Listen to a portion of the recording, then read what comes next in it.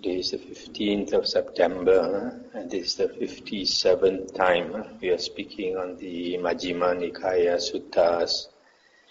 And tonight we come to Sutta 138, Uddesavibhanga Sutta, the exposition of a summary. Thus have I heard. On one occasion, the Blessed One was living at Savatthi in Jeta's Grove, Anathapindika's park. There the Blessed One addressed the monks thus, "Monks, Venerable Sir," they replied. The Blessed One said, "Monks, I shall teach you a summary and an exposition. Listen and attend closely to what I shall say." "Yes, Venerable Sir," the monks replied.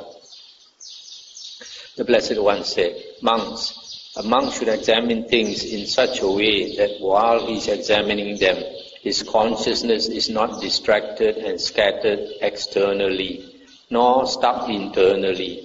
And by not clinging, he does not become agitated.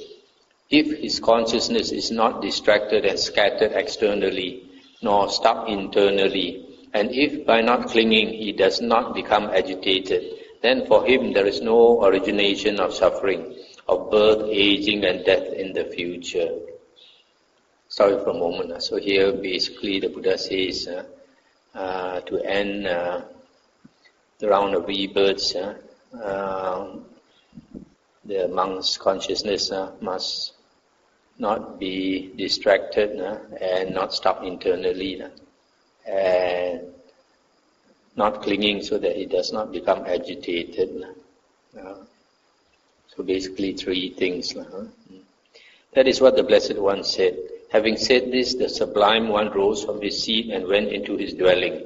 Then soon after the Blessed One had gone, the monks considered, "Now friends, the Blessed One has risen from his seat and gone into his dwelling after giving a summary in brief, without expounding the detailed meaning. Now who will expound this in detail?" Then they considered, "The Venerable Mahakachana is praised by the teacher and esteemed by his wise companions in the holy life. He is capable of expounding the detailed meaning. Suppose we went to him and asked him the meaning of this." So as before in Sutta 133, they went to the Venerable Mahakachana and asked him to explain this saying of the Buddha. Then he said, "You should have asked the Buddha. The Buddha is like the hardwood of the Bodhi tree, and he's humble. He says he's cannot compare to the Buddha, but they still asked him to explain." Then he said, "Then listen, friends, and attend closely to what I shall say." "Yes, friend," the monks replied. The Venerable Mahakachana said, "How, friends, is consciousness called distracted and scattered externally? Here, when a monk has seen a form with the eye, if his consciousness follows after the sign of form, is tied and shackled by gratification in the sign of form, is fettered by the fetter of gratification in the sign of form, then his consciousness is called distracted and scattered externally. Similarly, when he has heard a sound with the ear, smelt an odor, tasted a flavor, touched a tangible, cognized a mind object, if his consciousness follows after the sign of the external sense objects, is tied and shackled by gratification in the sign of the external sense objects, is fettered by the fetter of gratification in the sign of the external sense objects, then his consciousness is called distracted and scattered externally. And how, friends, is consciousness not distracted and scattered externally? Here, when a monk has seen a form with the eye, if his consciousness does not follow after the sign of form, is not tied and shackled by gratification in the sign of form, is not fettered by the fetter of gratification in the sign of form, then his consciousness is called not distracted and scattered externally. When he has heard a sound with the ear, smelt an odor, tasted a flavor, touched a tangible, cognized a mind object, if his consciousness does not follow after the sign of the external sense object, is not tied and shackled by gratification in the sign of the external sense object, is not fettered by the fetter of gratification in the sign of the external sense object, then his consciousness is called not distracted and scattered externally. Stop here for a moment. So here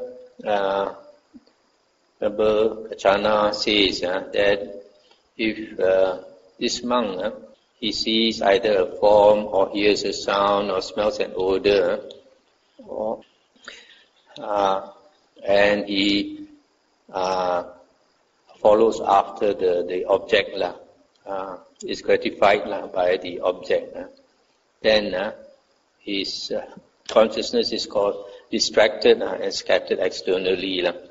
For example, somebody say this monk, he sees a beautiful girl and his attention is drawn by this beautiful object. Then he pays attention. So his mind is distracted. Instead of putting it, the Buddha says that our mind should always be on the four objects of sati, four objects of recollection, the body, feeling, mind, and Dhamma, and not on external sense objects. External sense objects are the bait of Mara. Mara is always trying to catch us at the six sense doors. So if he does not pay too much attention to forms, sounds, smells, tastes, touch, and thoughts, then his mind is collected. His mind is focused, so it is not distracted and scattered externally. And how, friends, is the mind called stuck internally? Here, quite secluded from sensual pleasures, secluded from unwholesome states. A monk enters upon and abides in the first jhana, which is accompanied by applied and sustained thought, with delight and pleasure born of seclusion. If his consciousness follows after the delight and pleasure born of seclusion, is tied and shackled by gratification in the delight and pleasure born of seclusion, then his mind is called stuck internally. Again, with the stilling of applied and sustained thought, a monk enters upon and abides in the second jhana, which has self-confidence and singleness of mind, without applied and sustained thought, with delight and pleasure born of concentration. If his consciousness follows after the delight and pleasure born of concentration, then his mind is called stuck internally. Again, with the fading away as well of delight, a monk abides in equanimity, and mindful and fully aware, still feeling pleasure with the body. He enters upon and abides in the third jhana, on account of which noble ones announce, he has a pleasant abiding, who has equanimity and is mindful. If his consciousness follows after the equanimity, then his mind is called stuck internally.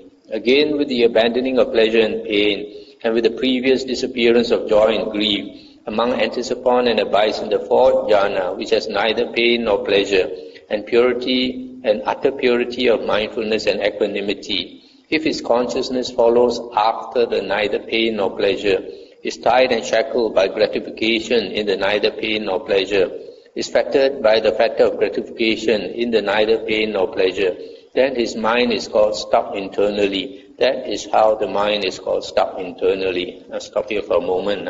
So here it is explained that when this monk attains the first jhana, and then if he clings to the delight and pleasure, piti and sukha in the first jhana, then his mind is called stuck internally. Similarly, in the second jhana, if his mind clings to the delight and pleasure, so he cannot progress, is also said to be stuck internally. And in the third jhana, if he clings to equanimity, he is stuck internally.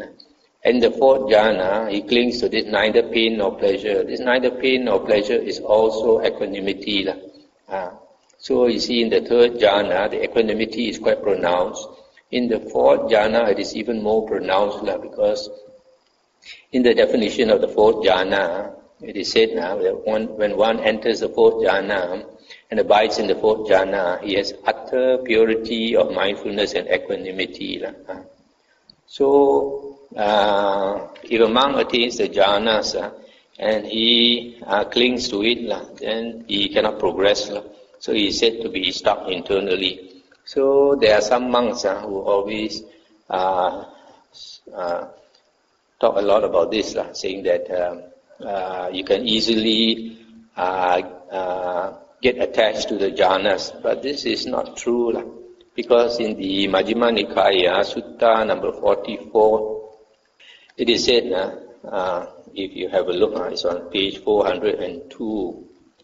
Page 402, the previous page 401, it says, the underlying tendency to lust underlies pleasant feeling. The underlying tendency to aversion underlies painful feeling. But then he also says, does the underlying tendency to lust underlie all pleasant feeling? And then this Dhammadina, this Arahant says, the underlying tendency to lust does not underlie all pleasant feeling. 28.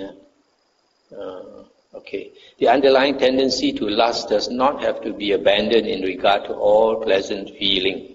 And then here, friend Visakha, quite secluded from sensual pleasures, secluded from unwholesome states, a monk enters upon and abides in the first jhana, which is accompanied by applied and sustained thought, with delight and pleasure born of seclusion. With that, he abandons lust, and the underlying tendency to lust does not underlie that. So you see here, in the first jhana, even though it's a very pleasant state, you have this piti and sukha, which is delight and pleasure or happiness.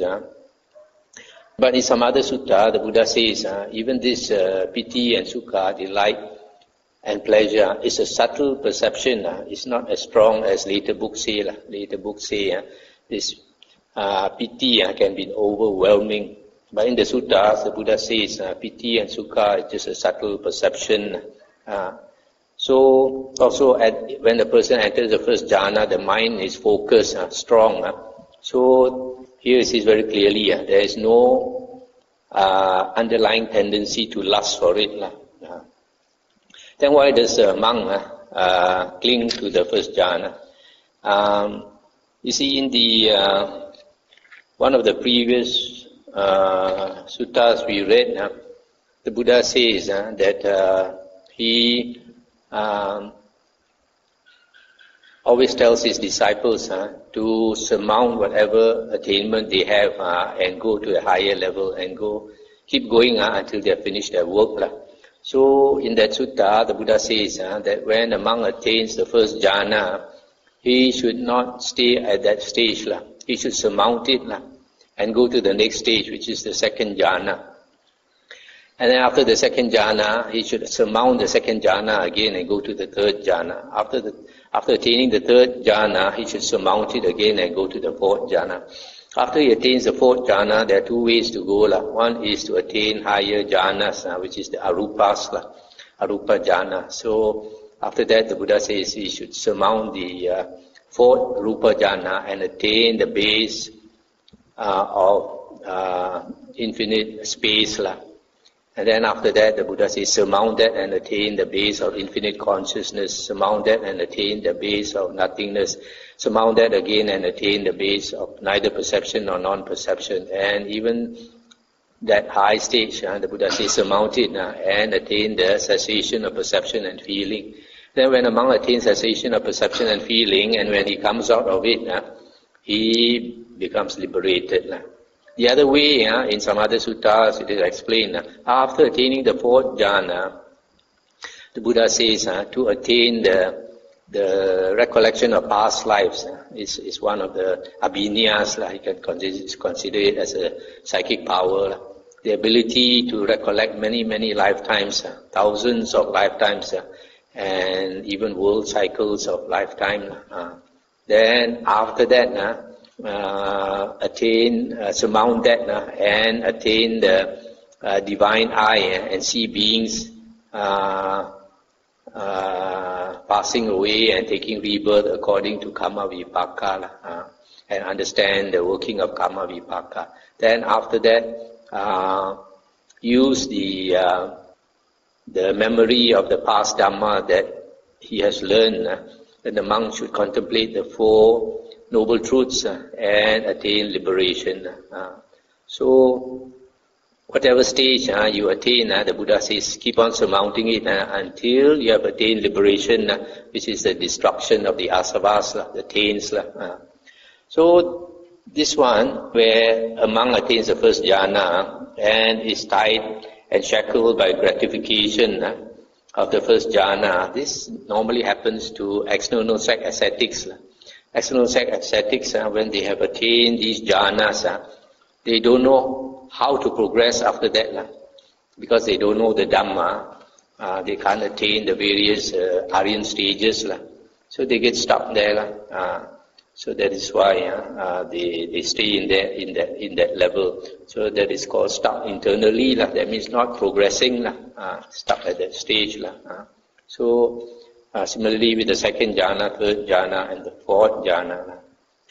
And how, friends, is the mind called not stuck internally? Here, quite secluded from sensual pleasures, secluded from unwholesome states. A monk enters upon and abides in the first jhana. If his consciousness does not follow after the delight and pleasure born of seclusion, is not tied and shackled by gratification in the delight and pleasure born of seclusion, is not fettered by the fetter of gratification in the delight and pleasure born of seclusion, then his mind is called not stuck internally. Again, with the stilling of applied and sustained thought, a monk enters upon and abides in the second jhana. If his consciousness does not follow after the delight and pleasure born of concentration, then his mind is called not stuck internally. Again, with the fading away as well of delight, a monk enters upon and abides in the third jhana. If his consciousness does not follow after the equanimity, then his mind is called not stuck internally. Again, with the abandoning of pleasure and pain, a monk enters upon and abides in the fourth jhana. If his consciousness does not follow after the neither pain nor pleasure, is not tied and shackled by gratification in the neither pain nor pleasure, is not fettered by the fetter of gratification in the neither pain nor pleasure, then his mind is called not stuck internally. That is how the mind is called not stuck internally. So this follows from before. So here, if this monk is a Buddhist monk, a disciple of the Buddha, that having attained the jhanas, he does not get stuck there because he does not stay at that level. He goes progressively higher and higher stages until he is liberated. So he does not cling to all these jhanas. How, friends, is there agitation due to clinging? Here, an untaught ordinary person who has no regard for noble ones and is unskilled and undisciplined in their Dhamma, who has no regard for true men and is unskilled and undisciplined in their Dhamma, regards material form as self, or self as possessed of material form, or material form as in self, or self as in material form. That material form of his changes and becomes otherwise. With the change and becoming otherwise of that material form, his consciousness is preoccupied with the change of material form. Agitated mental states born of preoccupation with the change of material form arise together and remain obsessing his mind. Because his mind is obsessed, he is anxious, distressed and concerned, and due to clinging he becomes agitated. Similarly, he regards feeling, perception, volition, consciousness as self, or as belonging to self, or self as in the aggregates, or the aggregates as in the self. Those aggregates of his change and becomes otherwise. With the change and becoming otherwise of those aggregates, his consciousness is preoccupied with the change of the aggregates. Agitated states of mind born of preoccupation with the change of the aggregates arise together and remain obsessing his mind. Because his mind is obsessed, he is anxious, distressed and concerned, and due to clinging he becomes agitated. That is how there is agitation due to clinging. Stop here for a moment. Here the Buddha says that an untaught ordinary person, a putujana, who doesn't know the Dhamma, he tends to cling to the five aggregates. But the five aggregates, which is basically body and mind, here he says the five aggregates are material form or body, and feeling, perception, volition and consciousness. So this body and mind, these five aggregates are basically body and mind. So when this body and mind changes, then he becomes agitated because he clings to the body and the mind. So he becomes distressed and agitated. That is how there is agitation due to clinging.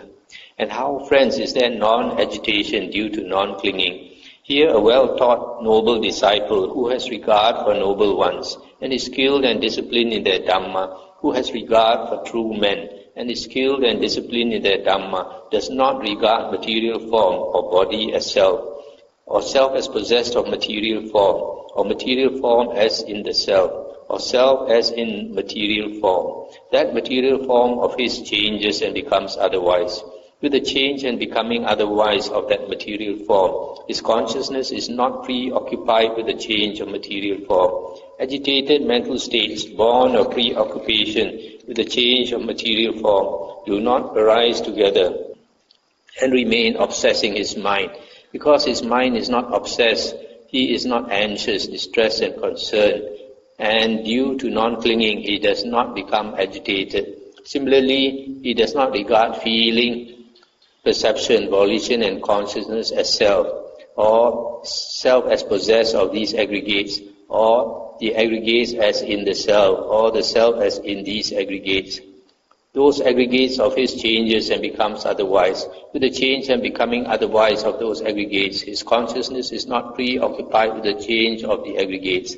Agitated mental states born of preoccupation with the change of the aggregates do not arise together and remain obsessing his mind. Because his mind is not obsessed, he is not anxious, distressed and concerned. And due to non-clinging, he does not become agitated. That is how there is non-agitation due to non-clinging. Stop here for a moment. So here an Aryan disciple, having understood the Dhamma, does not cling to the five aggregates. So when the five aggregates change, as they must change, then he does not become agitated.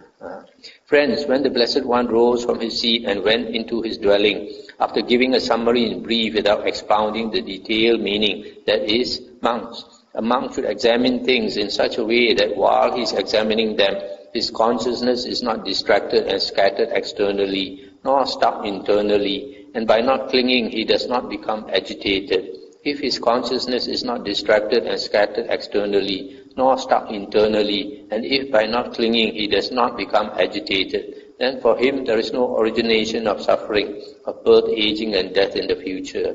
I understand the detailed meaning of this summary to be thus. Now friends, if you wish, go to the Blessed One and ask him about the meaning of this. As the Blessed One explains it to you, so you should remember it. Then the monks, having delighted and rejoiced in the Venerable Mahakachana's words, rose from their seats and went to the Blessed One. After paying homage to him, they sat down at one side and told the Blessed One all that had taken place after he had left, adding, "Then, Venerable Sir, we went to the Venerable Mahakachana and asked him about the meaning. The Venerable Mahakachana expounded the meaning to us with these terms, statements and phrases." And the Buddha said, "Mahakachana is wise, monks. Mahakachana has great wisdom. If you had asked me the meaning of this, I would have explained it to you in the same way that Mahakachana has explained it. Such is its meaning, and so you should remember it." That is what the Blessed One said. The monks were satisfied and delighted in the Blessed One's words. That's the end of the sutta. So here, basically, this sutta is talking about 3 steps to enlightenment. One is not to allow the mind to be scattered out to external sense objects and not to be stuck at various levels of meditation. If you cling to various stages of meditation, then you cannot progress. And then also, the third thing is not to cling to the 5 aggregates, which are basically body and mind. So if you don't cling to the 5 aggregates, when they change, as they will, then you will not become agitated. And that is the way to practice to end the cycle of birth, aging and death. Now we come to the next sutta, 139, Aranavibhanga Sutta, the exposition of non-conflict. Thus have I heard. On one occasion, the Blessed One was living at Savatthi in Jeta's Grove, Anathapindika's spa. There the Blessed One addressed the monks thus, "Monks, Noble Sir," they replied. The Blessed One said, "Monks, I shall teach you an exposition of non-conflict. Listen and attend closely to what I shall say." "Yes, Noble Sir," the monks replied. The Blessed One said, "One should not pursue sensual pleasure, which is low, vulgar, coarse, ignoble, and unbeneficial. And one should not pursue self-mortification, which is painful, ignoble, and unbeneficial. The middle way discovered by the Tathagata avoids both extremes, giving vision, giving knowledge. It leads to peace, to direct knowledge, to enlightenment, to Nibbana. One should know what it is to extol and what it is to disparage. And knowing both, one should neither extol nor disparage, but should teach only the Dhamma. One should know how to define pleasure, and knowing that, one should pursue pleasure within oneself. One should not utter covert speech, and one should not utter overt, sharp speech. One should speak unhurriedly, not hurriedly. One should not insist on local language, and one should not override normal usage. This is the summary of the exposition of non-conflict. I'll stop here for a moment. So here the Buddha says, these few things amounts to non-conflict. So here the Buddha says, don't pursue sensual pleasure, or the opposite, self-mortification. Instead, practice the middle way taught by the Buddha. And also the Buddha says that in teaching the Dhamma, one should not praise some people or disparage, talk bad about other people. And then one should know pleasure, and one should pursue pleasure within oneself. Later you find there are two types of pleasure. One is pleasure from external things, and the second type of pleasure is from internal. So the Buddha says that we should pursue the pleasure within oneself. Then one should not utter covert speech, secret speech, disguised speech. And one should not utter sharp speech openly. In public, you criticize somebody, you hurt somebody. And then also in speaking the Dhamma, one should speak unhurriedly, not hurriedly. And then lastly, concerning language, one should use normal language. Okay. One should not pursue sensual pleasure, which is low, vulgar, coarse, ignoble, and unbeneficial. And one should not pursue self-mortification, which is painful, ignoble, and unbeneficial. So it was said. And with reference to what was this said, the pursuit of the enjoyment of one whose pleasure is linked to sensual desires, low, vulgar, coarse, ignoble, and unbeneficial, is a state beset by suffering, vexation, despair, and fever, and it is the wrong way. Disengagement from the pursuit of the enjoyment of one whose pleasure is linked to sensual desires, low, vulgar, coarse, ignoble, and unbeneficial, is a state without suffering, vexation, despair, and fever, and it is the right way.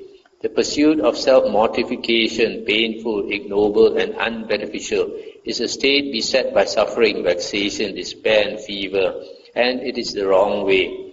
Disengagement from the pursuit of self-mortification, painful, ignoble, and unbeneficial, is a state without suffering, vexation, despair, and fever, and it is the right way. So it was with reference to this that it was said, one should not pursue sensual pleasure, which is low, vulgar, coarse, ignoble, and unbeneficial, and one should not pursue self-mortification, which is painful, ignoble, and unbeneficial. The middle way discovered by the Tathagata avoids both these extremes, giving vision, giving knowledge. It leads to peace, to direct knowledge, to enlightenment, to Nibbana. So it was said.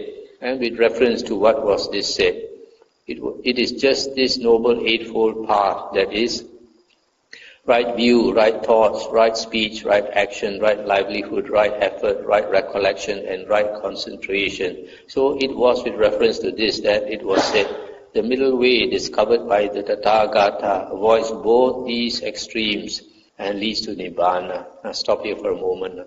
So here the Buddha said that in the spiritual path, one should not pursue sensual pleasure. Sensual pleasure is pleasure regarding the five causes of sensual pleasure, taking delight, enjoy the enjoyment, the gratification of forms, sounds, smells, tastes, and touch, and this is the enjoyment of worldly people. But even some ascetics, they also indulge in sensual pleasure, like some of the external ascetics during the Buddha's time. And the Buddha says this is low, vulgar, coarse, ignoble, and unbeneficial. And then the opposite is self-mortification. Many ascetics during the Buddha's time, they practice self-mortification. They just torture their body, and they think that is the path to enlightenment. For example, they go naked, and because they go naked all the time, at night they will shiver because of the cold, and during the day they are burned by the sun, or some of them they practice starving themselves, eating very little, or some people they put up their arm and never put down their arm. Year after year they lift up their arm. All this is unbeneficial. So the Buddha says to practice the middle way, or the middle path. And the middle path of the Buddha is the Noble Eightfold Path. It is not the middle path in the worldly sense. In the Buddha's teachings, the middle way is the Noble Eightfold Path, consisting of these 8 factors just mentioned. One should know what it is to extol and what it is to disparage, and knowing both, one should neither extol nor disparage, but should teach only the Dhamma. So it was said. And with reference to what was this said? Here monks, how monks does there come to be extolling and disparaging, and failure to teach only the Dhamma? When one says, all those engaged in the pursuit of the enjoyment of one whose pleasure is linked to sensual desires, low, vulgar, etc., and unbeneficial, are beset by suffering, vexation, despair, and fever, and they have entered upon the wrong way. One thus disparages some. When one says, all those disengaged from the pursuit of the enjoyment of one whose pleasure is linked to sensual desires, low, vulgar, etc., are without suffering, vexation, despair, and fever, and they have entered upon the right way, one thus extols some. When one says, all those engaged in the pursuit of self-mortification, painful, ignoble, and unbeneficial, are beset by suffering, vexation, despair, and fever, and they have entered upon the wrong way, one thus disparages some. When one says, all those disengaged from the pursuit of self-mortification, painful, ignoble, and unbeneficial, are without suffering, vexation, despair, and fever, and they have entered upon the right way, one thus extols some. When one says, all those who have not abandoned the factor of being are beset by suffering, vexation, despair, and fever, and they have entered upon the wrong way, one thus disparages some. When one says, all those who have abandoned the factor of being are without suffering, vexation, despair, and fever, and they have entered upon the right way, one thus extols some. That is how there comes to be extolling and disparaging, and failure to teach only the Dhamma. And how monks does there come to be neither extolling nor disparaging, but teaching only the Dhamma? Then one does not say, all those engaged in the pursuit of the enjoyment of one whose pleasure is linked to sensual desires have entered upon the wrong way, but says instead, the pursuit is a state beset by suffering, vexation, despair, and fever, and it is the wrong way. Then one teaches only the Dhamma.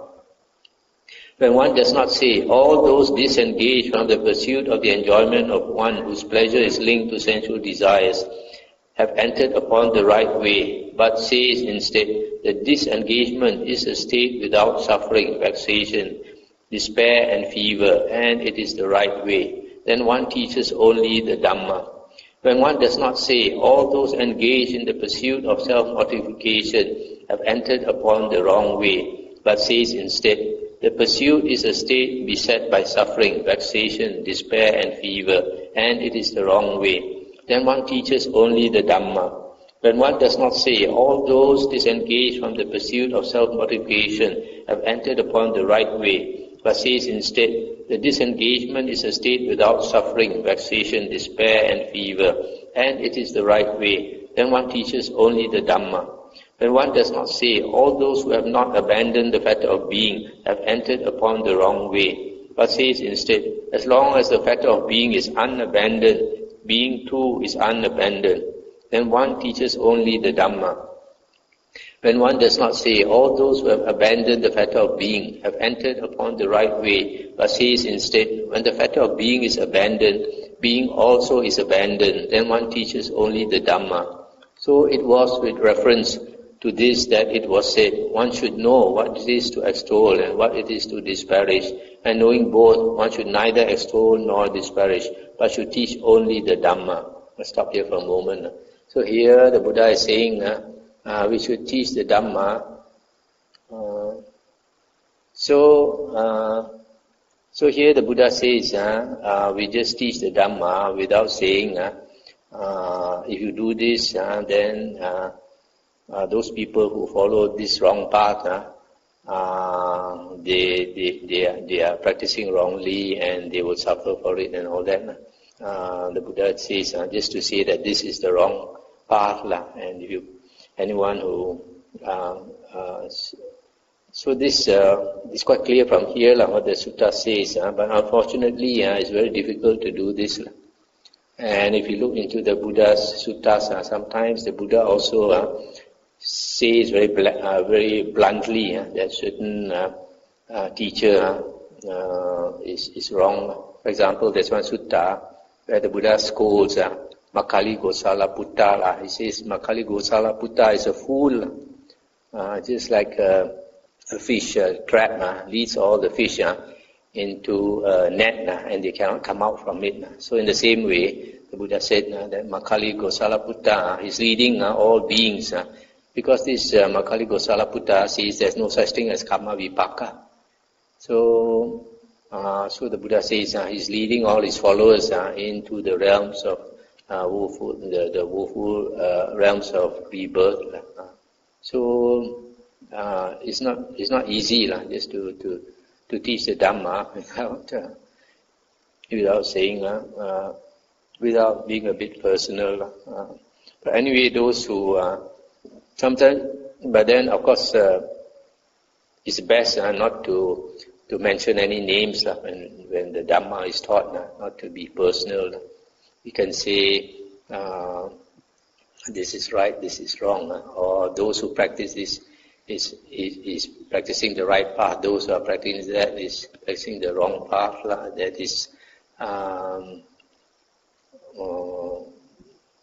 although that contradicts what is said here, but it's not so bad as to get personal and mention names. So, teaching the Dhamma, we should never mention names, if possible. One should know how to define pleasure, and knowing that one should pursue pleasure within oneself. So it was said, and with reference to what was this said? Monks, there are these 5 chords of sensual pleasure. What 5? Forms cognizable by the eye, sounds, odors, flavors, tangibles, cognizable by the body, that are wished for, desired, agreeable and likable, connected with sensual desire and provocative of lust. These are the 5 chords of sensual pleasure. Now the pleasure and joy that arise dependent on these 5 chords of sensual pleasure are called sensual pleasure, a filthy pleasure, a coarse pleasure, an ignoble pleasure. I say of this kind of pleasure that it should not be pursued, that it should not be developed, that it should not be cultivated, and that it should be feared. Here monks, quite secluded from sensual pleasures, secluded from unwholesome states, a monk enters upon and abides in the first jhana, the second jhana, third jhana, fourth jhana. This is called the bliss of renunciation, the bliss of seclusion, the bliss of peace, the bliss of enlightenment. I say of this kind of pleasure that it should be pursued, that it should be developed, that it should be cultivated, and that it should not be feared. So it was with reference to this that it was said, one should know how to define pleasure, and knowing that one should pursue pleasure within oneself. I'll stop here for a moment.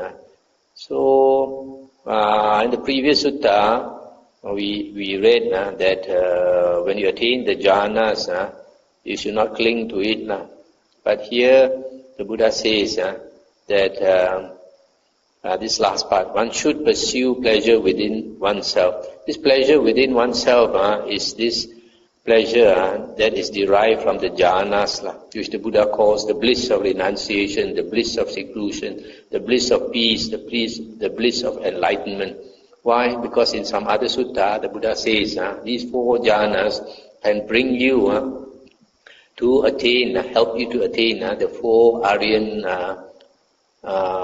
fruits, Sotapanna, first fruit, Sakadagamin, the second fruit, Anagamin, the third fruit, and Arahanthood, the fourth fruit.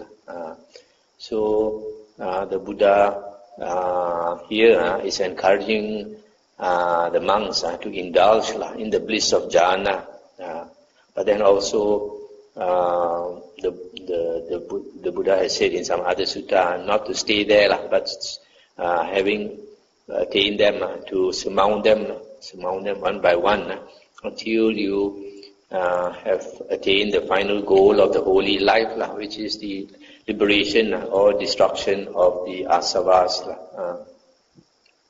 But then we see from the suttas that even after the arahants have finished their work, that they constantly abide in the jhanas. It's blameless because they have finished their work. One should not utter covered speech, and one should not utter overt, sharp speech. So it was said. And with reference to what was this said? Here, monks, when one knows covered speech to be untrue, incorrect, and unbeneficial, one should on no account utter it. When one knows covered speech to be true, correct, and unbeneficial, one should try not to utter it. But when one knows covered speech to be true, correct, and beneficial, one may utter it, knowing the time to do so. Here, monks, when one knows overt, sharp speech to be untrue, incorrect, and unbeneficial, one should on no account utter it. When one knows overt, sharp speech to be true, correct, and unbeneficial, one should try not to utter it. But when one knows overt, sharp speech to be true, correct, and beneficial, one may utter it, knowing the time to do so. So it was with reference to this that it was said, one should not utter covered speech, and one should not utter overt, sharp speech. This covered speech is this, as I mentioned, is secret speech, disguised speech, and overt speech is to speak openly.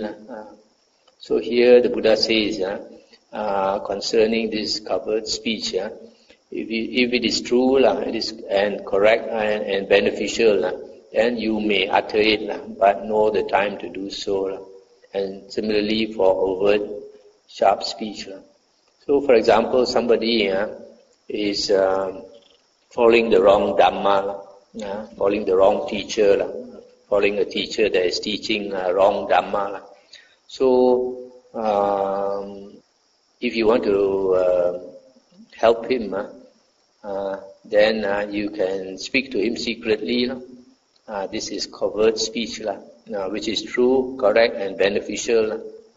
So you don't, when you want to say something true about another teacher who is not teaching correctly, you don't say in the open. You say in the open, it becomes a big issue and antagonize a lot of people. But then, depending, because If you are not personal, then it's okay. But if it's something personal, then it's best not to speak in public. So the Buddha says, if it is beneficial for that person, as I mentioned, somebody is following a wrong teacher, is wasting his time, and is learning the wrong things. For example, he follows this Makali Gosala Putta, who is teaching that there is no Karma Vipaka. Then you want to help him not land up in the woeful plane of rebirth. Then you tell him secretly that this is not correct. And it's okay, but it's beneficial. On the other hand, overt, sharp speech is true and beneficial. In public, if you say something is true and is beneficial for people, then it's all right to do so. For example, in the Anguttara Nikāya, the Buddha says, if a monk knows that somebody teaches Dhamma and says that is Dhamma, then the Buddha says, knowing it, we should speak out even in public against this Adhamma which is taught in the name of the Buddha's teachings. So the Buddha encourages us to be forthright when it comes to helping people. It's true and it's beneficial. It's all right to speak openly, sharp speech, but also we only talk about Dhamma. We try not to get personal. One should speak unhurriedly, not hurriedly, so it was said, and with reference to what was this said. Here monks, when one speaks hurriedly, one's body grows tired, and one's mind becomes excited, one's voice is strained, and one's throat becomes hoarse, and the speech of one who speaks hurriedly is indistinct and hard to understand. Here monks, when one speaks unhurriedly, one's body does not grow tired, nor does one's mind become excited. One's voice is not strained, nor does one's throat become hoarse, and the speech of one who speaks unhurriedly is distinct and easy to understand. So it was with reference to this that it was said, one should speak unhurriedly, not hurriedly. Stop here for a moment. So here, especially when Dhamma is being taught, it's not easy to understand. So if one speaks too fast, people cannot follow. Then it's hard to understand. In fact, we see from the suttas very often when the Buddha teaches, he repeats what he says sometimes a few times, just to make it sink into the listener's mind. So this is nothing. One should not insist on local language, and one should not override normal usage. So it was said. And with reference to what was this said? How, monks, does there come to be insistence on local language and overriding of normal usage? Here monks, in different localities, they call the same thing a dish, by pati, or a bowl, pata, or a vessel, vita, or a saucer, sirava, or a pan, daropa, or a pot, pona, or a mug, hana, or a basin, pisila. So whatever they call it in such and such a locality, one speaks accordingly, firmly adhering to that expression and insisting only this is correct, anything else is wrong. This is how there comes to be insistence on local language and overriding normal usage. And how, monks, does there come to be non-insistence on local language and non-overriding of normal usage? Here monks, in different localities, they call the same thing a dish, or a bowl, or a vessel, etc. So whatever they call it in such and such a locality, without adhering to that expression, one speaks accordingly, thinking, these venerable ones, it seems, are speaking with reference to this. This is how there comes to be non-insistence on local language and non-overriding of normal usage. So it was with reference to this that it was said, one should not insist on local language and one should not override normal usage. So basically what the Buddha is trying to say here, I think, is that we should use the language where people can understand, not to insist on certain expressions. If we expand this a bit, that is not only particular things, but the language itself. In the Dhammapada, verse 102, Buddha said, One sentence of the doctrine which brings happiness to a person who understands is better than 100 stanzas consisting of meaningless words.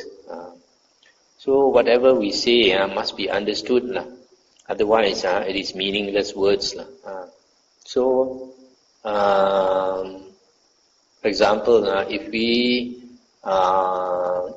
teach these suttas that we are reading now in Pali, people won't understand. If we insist on using Pali, and we just chant the whole sutta in Pali, you can listen to me, but you won't understand what I'm saying, right? So it is important to use the language where people can understand. So if we chant we do chanting of paritas and all that, it's also important to know what you are chanting. If you are chanting the Pali chants and you don't know the meaning, then it's waste of time. It's important to know the meaning. So in a way, that shows that if you chant the Pali chants in the language that you are familiar with, it's also okay. If you want to chant it in English, you want to chant it in whatever language you understand, it's okay. The important thing is to understand it. Here, monks, the pursuit of the enjoyment of one whose pleasure is linked to sensual desires, low, vulgar, etc., is a state beset by suffering, vexation, despair, and fever, and it is the wrong way. Therefore, this is a state with conflict. Here, monks, disengagement from the pursuit of the enjoyment of one whose pleasure is linked to sensual desires, low, vulgar, and beneficial, is a state without suffering, vexation, despair, and fever, and it is the right way. Therefore, this is a state without conflict. Here, monks, the pursuit of self-mortification, painful, ignoble, and unbeneficial, is a state beset by suffering, vexation, despair, and fever, and it is the wrong way. Therefore, this is a state with conflict. Here, monks, disengagement from the pursuit of self-mortification, painful, ignoble, and unbeneficial, is a state without suffering, vexation, despair, and fever, and it is the right way. Therefore, this is a state without conflict. Here, monks, the middle way discovered by the Tathagata avoids both these extremes, giving vision, giving knowledge. It leads to peace, direct knowledge, to enlightenment, to Nibbana. It is a state without suffering, and it is the right way. Therefore, this is a state without conflict. Here, monks, extolling and disparaging and failure to teach only the Dhamma is a state beset by suffering, and it is the wrong way. Therefore, this is a state with conflict. Here, monks, not extolling and not disparaging and teaching only the Dhamma is a state without suffering, and it is the right way. Therefore, this is a state without conflict. Here, monks, sensual pleasure, a filthy pleasure, a coarse pleasure, an ignoble pleasure is a state beset by suffering, and it is the wrong way. Therefore, this is a state with conflict. Here, monks, the bliss of renunciation, the bliss of seclusion, the bliss of peace, the bliss of enlightenment is a state without suffering, and it is the right way. Therefore, this is a state of without conflict. Here, monks, covered speech that is untrue, incorrect, and unbeneficial is a state beset by suffering. Therefore, this is a state with conflict. Here, monks, covered speech that is true, correct, and unbeneficial is a state beset by suffering. Therefore, this is a state with conflict. Here, monks, covered speech that is true, correct, and beneficial is a state without suffering. Therefore, this is a state without conflict. Here, monks, overt, sharp speech that is untrue, incorrect, and unbeneficial is a state beset by suffering. Therefore, this is a state with conflict. Here, monks, overt, sharp speech that is true, correct, and unbeneficial is a state beset by suffering. Therefore, this is a state with conflict. Here, monks, overt, sharp speech that is true, correct, and beneficial is a state without suffering. Therefore, this is a state without conflict. Here, monks, the speech of one who speaks hurriedly is a state beset by suffering, vexation, despair, and fever, and it is the wrong way. Therefore, this is a state with conflict. Here, monks, the speech of one who speaks unhurriedly is a state without suffering. Therefore, this is a state without conflict. Here, monks, insistence on local language and overriding of normal usage is a state beset by suffering. Therefore, this is a state with conflict.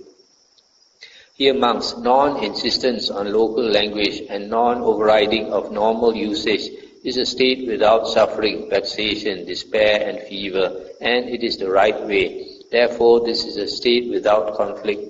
Therefore, monks, you should train yourselves thus. We shall know the state with conflict, and we shall know the state without conflict, and knowing these, we shall enter upon the way without conflict. Now, monks, Subhuti is a clansman who has entered upon the way without conflict. That is what the Blessed One said. The monks were satisfied and delighted in the Blessed One's words. That's the end of the sutta. So this last part, the Buddha mentioned this Subhuti. This name is often heard in Mahayana sutras. If you look at the note 1263, let me see. Subhuti, 1263. Venerable Subhuti was the younger brother of Anathapindika and became a monk on the day Jeta's grove was offered to the Sangha. The Buddha appointed him the foremost disciple in two categories, those who live without conflict and those who are worthy of gifts. Now, so here at the last part, the Buddha says, those states without conflict, there are a few. The first one is disengagement from the pursuit of sensual pleasures. This is a state without conflict. Then the second one is disengagement from the pursuit of self-mortification. Then the third one is the middle way taught by the Buddha. The fourth one is not extolling and not disparaging, teaching only the Dhamma is a state without conflict. And then another one is the bliss of renunciation, the bliss of seclusion, the bliss of peace, the bliss of enlightenment, which is basically the bliss of jhana. That is a state without conflict. And then covered speech that is true, correct, and beneficial. That means speech in secret or disguise that is true and beneficial is a state without conflict. And then overt, sharp speech, if it is true and beneficial, is also a state without conflict. And then speaking unhurriedly, especially in teaching the Dhamma, is a state without conflict. And then the last one, non-insistence on local language and non-overriding of normal usage is a state without conflict. So we have gone through the explanation of all the various states of conflict mentioned in this sutta. Okay, anything to discuss?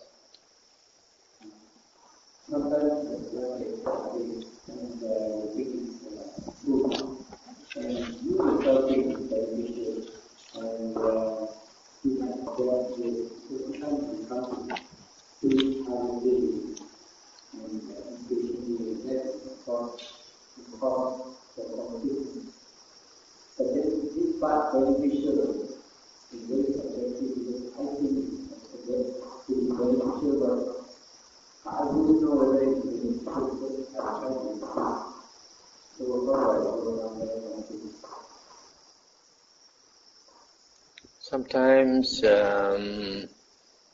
you have to see whether the other party considers it beneficial or not. If the other party considers it beneficial and appreciate what you say, then it's okay to say it.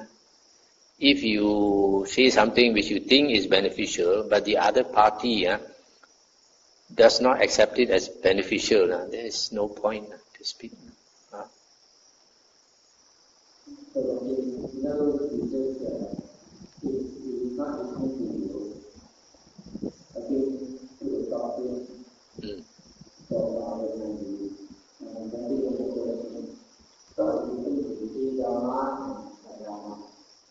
Dhamma and Adhamma.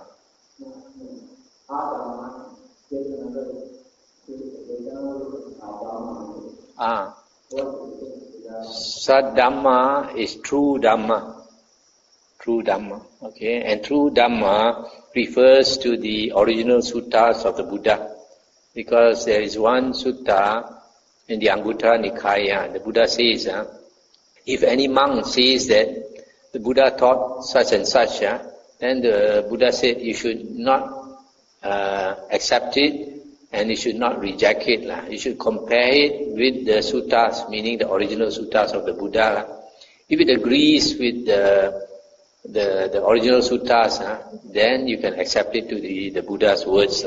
So you can see from there that Saddhamma, true Dhamma, refers to the original suttas. Adhamma is what is contradictory to the original suttas. And you will find that later books, there is usually this contradiction. For example, the Mahayana Sutras, or the Abhidhamma, or the commentaries. Although they have some Dhamma inside all of them, but it is mixed with Adhamma. And unless you are very familiar with the suttas, the original Dhamma or the Saddhamma, then you will not know the contradiction. That's why you have to be very familiar with the Buddha's original words in the suttas, and then only when you read other books, later books, then you can find, you can notice the contradiction. Okay, shall we end here?